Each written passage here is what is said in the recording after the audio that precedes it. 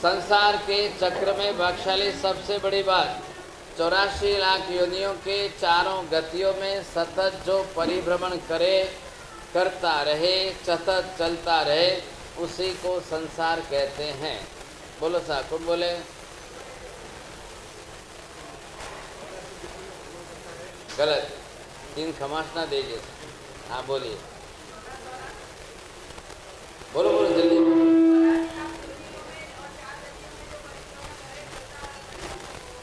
हाँ, इनका पहला इनाम आया साहब। आपको गति शब्द किसके साथ जोड़ना था, ध्यान नहीं दिया।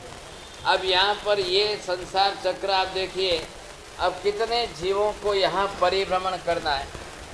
अब इसमें है वो भी अनंत है, बाहर निकल गए संसार के अंदर जो बाहर घूम रहे हैं वो भी अनंत। अब जो भी बाहर निकले परिभ्रमण कर रहे, आखिर कहाँ करेंगे? एक भव से दूसरे भव में, एक गति से दूसरी गति में, एक जन्म से दूसरे जन्म। अब इसके सिवाय तो दूसरा विकल्प है नहीं था। अब जो जीव जिस समय जिस गति में जाए, नियम यहाँ पर क्या है, ध्यान से समझिए। किसी भी गति में कोई भी जीव परमानेंट नहीं रह सकता है। बोलो।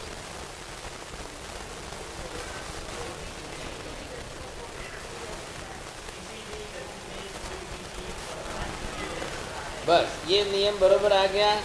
अब किसी भी गति में, चारों गति में से आप कोई भी किसी भी गति में जाओ। आप देव गति में गए तो ऐसा नहीं बोल सकते कि अब मैं कायम वही रहूँगा। आप मनुष्य भाव में आए तो यहाँ पर नहीं बोल सकते कि अब मैं कायम मनुष्य ही बन के रहूँगा।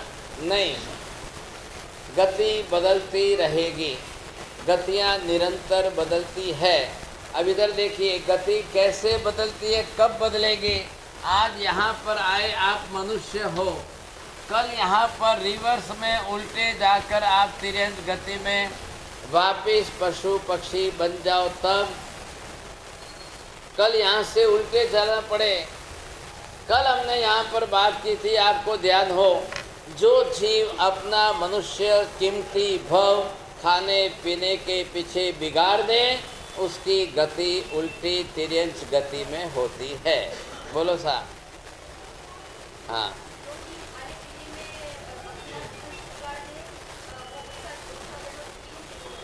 वाह, दूसरा इनाम आया साहब। थोड़े पुरुषों में भी इज्जत रखना। भाग्यशाली विजय जी बोलिए। आपको वापिस उल्टा तिरंत गति में कब कैसे जाना पड़े, क्यों जाना पड़े साहब, क्यों हमारी गति बिगड़े?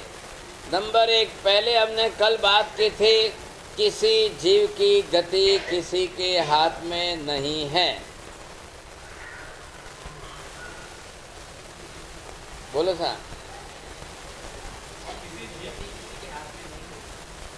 मतलब किसी के मतलब आपकी गति कोई देवी देवता के हाथ में नहीं, आपकी गति कोई भगवान के हाथ में नहीं है।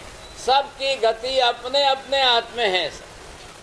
आपकी जैसी करनी वैसी भरनी, आप ये हिसाब रख करके चलेंगे।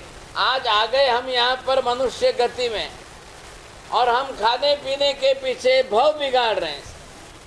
आज अगर हमारा पूरा जन्म बिगड़ गया तो कल हमको यहाँ से रिवर्स में उल्टा तिरंत गति में पशु पक्षी में जाके जन्म लेना पड़ेगा। इधर देखिए नियम क्या है। यहाँ जो कल तिरंत गति के अंदर पशु पक्षी गाय भैंस है, तो वो भी कल यहाँ से मनुष्य गति में आ सकते हैं, कल वो देव गति में भी जा सकते। एक गाय पूरी जिंदगी अपने शरीर से दूध जो है सबको दे रही है, उसके पास रुपया पैसा नहीं है, वो बड़ा दान करके स्वर्ग में जाए ऐसा नहीं, अपने दूध से भी जगत के जीवों पर दान करके उपकार करके गाय भी शुभ पुण्य उपार्जन करके देव गति में जा सकती है, कोई ना। तो गति बिगड़ने का, गति सुधरने का आपकी करनी पर आधार है। आप कब कैसे करनी कर रहे हो, किस प्रकार से कर रहे हो, उस पर आधार है। अपनी गति हमको बिगाड़नी नहीं है। अब इस तरह से चलते संसार के चक्र में आप निरंतर परिभ्रमण कर रहे हैं, हम सतत चल रहा है। इसलिए यहाँ पर ये जो मैंने बनाया है एक भव यहाँ पर, और ये दूसरा भव, इधर से आप इधर आए, इस भव से ये दूसरा भव हुआ, यहाँ से आप निकले, आपने ये जन्म पूरा किया, यहाँ से यहाँ तक पहुँचे, तीसरा भव हुआ। आप इधर देखिए, अब जिस तरह से यहाँ पर जीव का आना और ये यहाँ पर जीव गर्भ में प्रवेश करे, अब गर्भ काल वो बिताए, अब यहाँ पर इसका आकर के जन्म लेवे, अब 10, 20, 30, 40, 50, 60, 70, 80, 90, 100, अब यहाँ आकर के 100 वर्ष पूरा करके मरे। अब इसको यहाँ पर कहते हैं एक भव। हमारी भाषा में अगर हम कहें कि एक जन्म, अब ये सब के ऐसे ही चल रहे हैं, सिर्फ कहाँ समय पड़ेगा, आपके आयुष्य का प्रमाण कहीं छोटा बड़ा होगा। कोई एक दिन का आयुष्य लेकर आवे, कोई एक घंटे का आयुष्य लेकर आवे, कोई एक महीने का आयुष्य लेकर जिए, कोई एक साल भर का आयुष्य लेकर जिए, कोई 1000 साल का, कोई लाख साल का, कोई करोड़ों वर्षों का आयुष्य लेकर, लेकिन जन्म इसी हिसाब से उनका पूरा होगा। अब सबका आयुष्य अलग अलग प्रमाण में कम ज़्यादा है ही, एक सरीखा आयुष्य किसी का नहीं होता है। 2 बच्चे एक साथ में ट्विंस के रूप में जन्मे तो भी एक सरीखा आयुष्य नहीं होता है। सवाल ही नहीं है, क्यों नहीं होता है? एक सरीखा आयुष्य क्यों नहीं होता है? ऐसा आपने जिस समय जिस कर्म से बांधा है, बांधने के अनुसार आपका आयुष्य अलग अलग है। कोई ऊपर वाला किसी को एक सरीखा आयुष्य देता नहीं है, देने का काम उनका है ही नहीं। कोई आयुष्य देने का उनका काम नहीं है। आयुष्य सब जीव अपना अपना कर्म बांध करके साथ में लेके आते, उस हिसाब से ही चलने वाला है। इधर देखिए, अब एक भव ऐसा हुआ, आपने देव गति में जाकर करोड़ों वर्षों का आयुष्य भोगा, फिर वापिस तिर्यंत गति में आए, 25 वर्ष का आयुष्य लिया, फिर नरक में चले गए, अरबों खरबों वर्षों का आयुष्य भोगा, फिर वापिस आए। ये चलता है। अब इस चक्कर में चलते चलते आज हम यहाँ तक पहुँचे हैं, तो कितने भव हो गए? अनंत अनंत भव। अब ये तो मात्र परिभ्रमण करने का, लेकिन प्रमाण ये है कि कितने भव होते जा रहे हैं। एक एक जीव के बारे में आज हम जाकर सिमंदर स्वामी को पूछे, भगवान मेरे कितने भव हुए? कोई पूछे मेरे कितने भव हुए?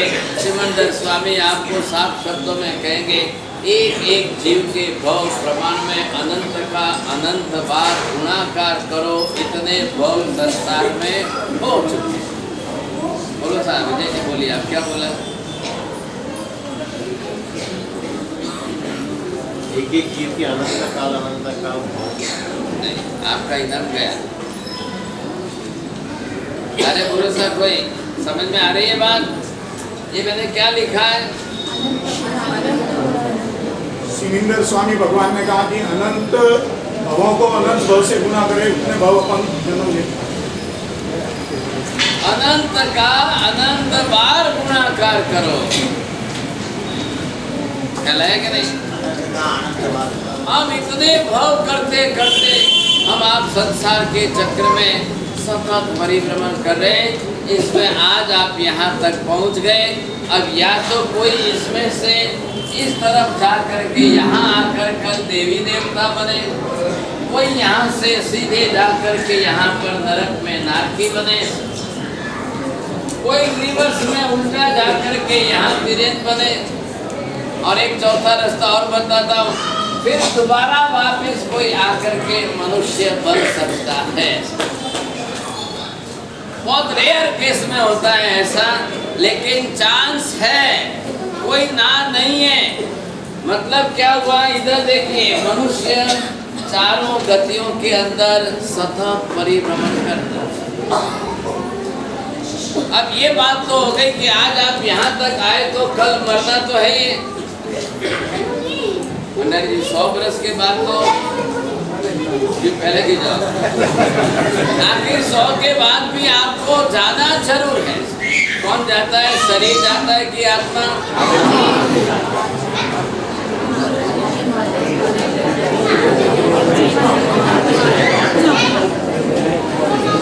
भाई साहब, शरीर जाता होता तो आपको सबको बुलाना, फिर बांध करके ले जाना, फिर चिता पर जलाना, फिर तो ये कुछ करना ही नहीं होता। शरीर कभी जाता ही नहीं है सर। लास्ट में आप क्या बोलते हो हॉस्पिटल में, आईसीयू में? नहीं, 9 बजे तक तो हमारा तो जीव है सर, और 9:10 पर बोलते हो कौन गया भाई? जो जाता है वो दिखता नहीं है, जो नहीं जाता है वही पड़ा रहता है। आखिर जो पड़ा है उसकी अग्नि संस्कार की अंतिम क्रिया आपको करनी है, बस और कुछ। अब क्या होगा बच्चे? जो जाता है उसको कहीं ना कहीं तो जाना है, कहीं ना कहीं उसको पहुंचना जरूर है, जाएगा जरूर बख्शाली। नाम ध्यान से सुनिए। अब महावीर साफ कह रहे हैं, बिना जन्म लिए जीव 1 मिनट भी नहीं रह सकता है।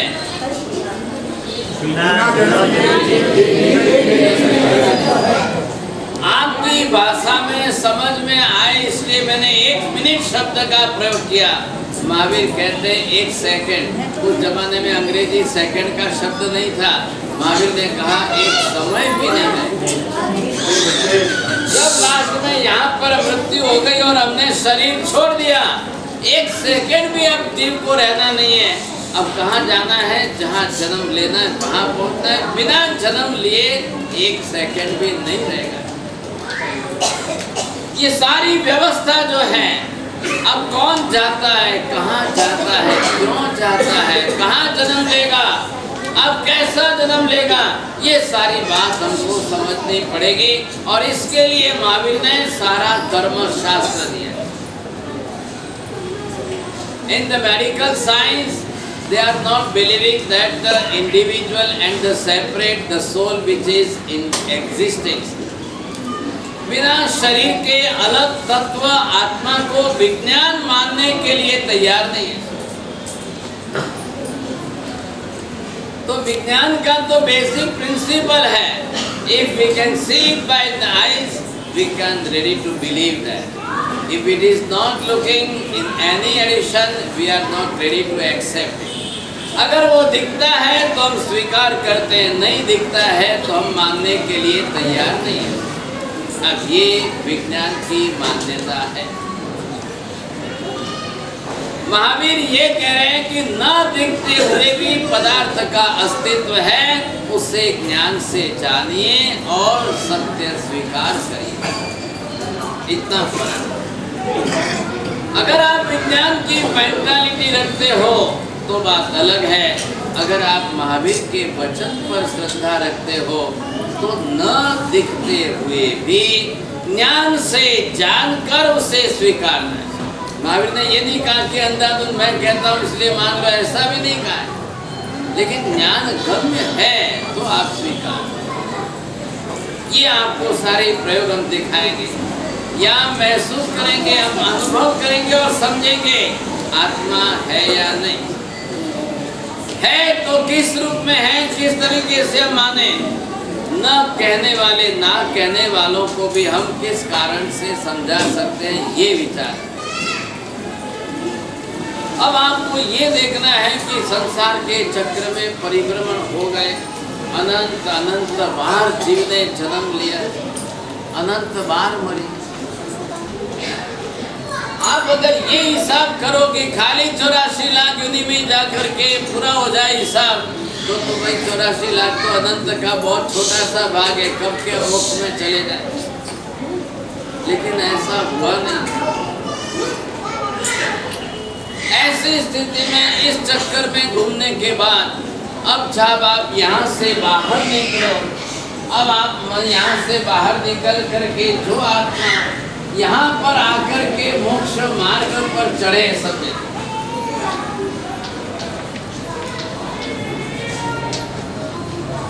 आज पहले हमको ये देखना है कि हम मोक्ष मार्ग पर चढ़े कि नहीं चढ़े। एक तो यहाँ गांव की गलियों में घूमना और एक हाईवे पर पहुंचना, दो में फर्क है। गांव की गलियों में घूमते हुए आप 300 की स्पीड में नहीं चला सकते हो, लेकिन हाईवे पर पहुंचने के बाद तो जब तक हम इस चक्कर में भाग्यशाली नहीं बाहर निकलते, इसमें से बाहर निकल कर आप मोक्ष मार्ग पर नहीं पहुंचो, वहां तक हमको घूमना ही घूमना है। जैन धर्म आराधन करने का सबसे बड़ा मुख्य उद्देश्य है कि संसार के चक्कर में से बाहर निकलना, मोक्ष मार्ग पर आरूढ़ होना। बोलो साहब, बोले बैठे बैठे बैठे। जैन धर्म का सबसे बड़ा सिद्धांत है कि संसार के चक्र से बाहर निकलकर मोक्ष मार्ग पर आरूढ़ होना। अब देखिए, ये हमको लक्ष्य बनाना है पहले। अब जब आपको बाहर निकलना है तो पहचान तो लो कि आखिर हम है कहाँ और क्यों इस चक्कर में हैं, ये हमको समझ में आ जाए। अब इसमें से बाहर निकलना है तो बाहर निकलने का कोई ना कोई तरीका भी है, कोई रीत है, उसी का नाम धर्म है। बोलो।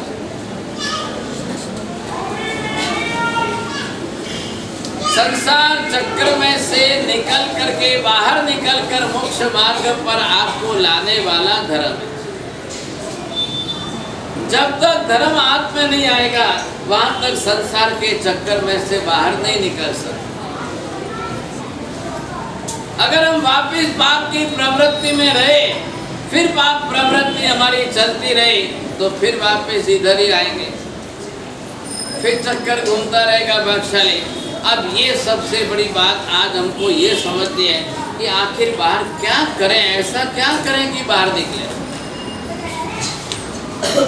कुछ तो कुछ करना ही पड़ेगा। अब कुछ ना कुछ करने के लिए आप क्या करो, पहले धर्म कौन सा करना, कैसा करना। महावीर को पूछा, भगवान क्या आपके चरण पकड़ कर बैठ जाऊं? महावीर ने कहा नहीं। किसी ने पूछा, भगवान मात्र आपके नाम की माला फेरता रहूं? तो क्या नहीं। आखिर महावीर ने एक बात जरूर कही कि आप जितनी पाप प्रवृत्ति रोक सकोगे, उतना आपका रिवर्स जाना रुक सके। बोलो।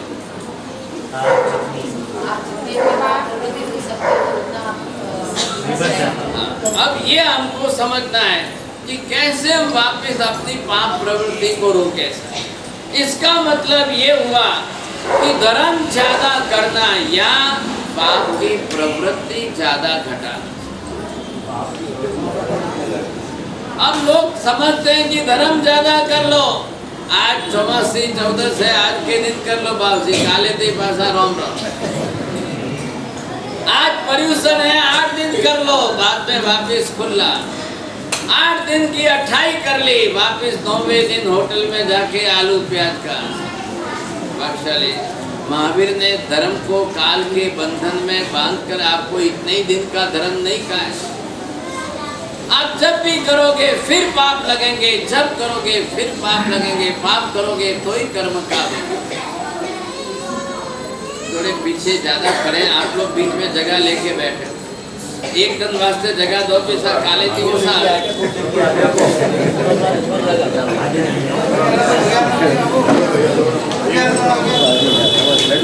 आप लोग भी भूसा वाले जगह लेके ज्यादा बैठे, चढ़ोगे और कैसे आगे निकलेंगे आप। अब आपको इधर से एक पगथिया अगर आप चढ़ रहे हो,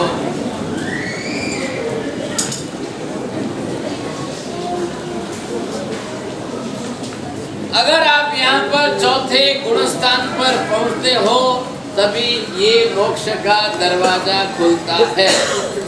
बोलो सर। इधर देखिए, मोक्ष का मार्ग है। पुराने हैदराबाद में भी गेट बने हुए थे, कमान बोलते हैं यहाँ पर। 4 कमान, चारों दिशा में बादशाही। पहले पुराने जमाने किला जैसा बंद रहता था और उसका एक गेट खुलता था। ये मोक्ष का मार्ग है, रास्ता है। लेकिन दरवाजा यहाँ पर। आप मोक्ष का दरवाजा खोल करके प्रवेश करना हो तो आपको यहाँ पहुँचना है। जब तक आप यहाँ नहीं पहुँचोगे वहाँ तक ये सारे आपके लिए संसार के कारक हैं। फिर वापिस आपको उल्टे ले आएंगे और फिर वापिस इसी संसार में घूमते रहना। इधर देखिए, एक बार अगर आप यहाँ पहुँच चुके हैं, यहाँ आपको सद्यक दर्शन हुआ है। इधर देखिए, जो यहाँ पहुँचे उनका ये मोक्ष यहाँ पर नक्की हो जाता है। अब आ रही है बात समझ में? बोलो साहब, हम चौथी कक्षा में पहुँच गए, फायदा? आप यहाँ चौथे गुणस्थान पर पहुँचे, मतलब मोक्ष का रिजर्वेशन हो गया। बोलो अमृतलाल जी, क्या चौथे गुणस्थान पहुँचने के बाद मोक्ष का रिजर्वेशन हो जाता है। बस आप भले 6 महीने बाद जाओ, लेकिन 6 महीने पहले का रिजर्वेशन तो आज हो सकता है। जब तक हम संसार के चक्र में घूमेंगे वहां तक बाहर निकलना संभव है। और जैसे आप इसमें से निकल कर यहाँ तक पहुँच जाओ, एक बार दरवाजे पर जा करके आप टच कर लो, आपका मोक्ष निश्चित हो गया। अब समय क्या है? काल अलग है। अब चाहे कितने जन्म लगे, चाहे थोड़े जन्म हो, चाहे भव हो, लेकिन आप अब इस संसार में से छूटकर मोक्ष में जाएंगे जरूर। अब जब तक हम यहाँ नहीं पहुँचे वहाँ तक हमको कोई छाप नहीं लगती। ये नियम कहा जाता है कि जो एक बार पाली तरह पहुँच गए साहब, उनको वहाँ पर एक बार तो ये आत्मा भवी जीव है इतना ट्रेडमार्क जरूर लगता है। अरे ये बात क्या क्यों लगता है? पालीतना के साथ संबंध क्या है? तो कि वहां जाकर के अनंत आत्माएं जो मोक्ष में गई है, सिद्ध हो चुकी है, उनका अस्तित्व वहां समझना कि यहाँ से ये आत्मा इस तरह से जो है ये मोक्ष में पहुंची। अब रास्ता एक ही है। आप इधर देखिए, ये भी रास्ता शाश्वत है और ये संसार का परिभ्रमण भी परमान है। आज जाकर सिमंदर स्वामी को पूछो कि हे भगवान, संसार का कभी नाश हो जाएगा, समाप्त हो जाएगा और कोई नहीं बचेगा संसार में से? भगवान ने साफ ना कह दिया कि संसार चक्र कभी भी बंद हो ही नहीं सकता है। संसार में जीवों का जन्म मरण कभी नहीं रुक सकता है, ये चलता ही रहेगा। अब भगवान को पूछा कि परमात्मा मोक्ष मार्ग कभी बंद हो जाएगा? तो क्या नहीं होगा। आप यहाँ से भरत क्षेत्र से कल कोई मोक्ष में न भी जाए तो महाविद्य में तो रोज जा रहे हैं। अभी हम यहाँ पर 10 बजे हैं और महाविद्य में से 9 बजे कोई मोक्ष में गया, 10 बजे भी गया, रोज जा रहे हैं वहां से। तो चलिए यहाँ से अब महाविद्य में तो जा सकते हैं, मनुष्य गति फिर दोबारा मिल सकती है। आप महाविद्य में जाकर दूसरी बार फिर मनुष्य का जन्म लेकर के मोक्ष में जा सकते हो। मतलब ये भी मार्ग, मोक्ष मार्ग शाश्वत है, ये कोई बंद होने वाला नहीं है। रोज जाएंगे, जीव जाएंगे। अब हमको ये देखना है, इधर देखिए, अब यहाँ से यहाँ तक पहुँचना या इस संसार चक्र में से यहाँ तक पहुँचना, ये पुण्य का काम नहीं है। पुण्य आपको नहीं पहुंचा सकता है। आप कर्म क्षय करेंगे, निद्रा करेंगे तो ही आगे बढ़ेंगे, नहीं तो संभावना नहीं है। बोलेंगे?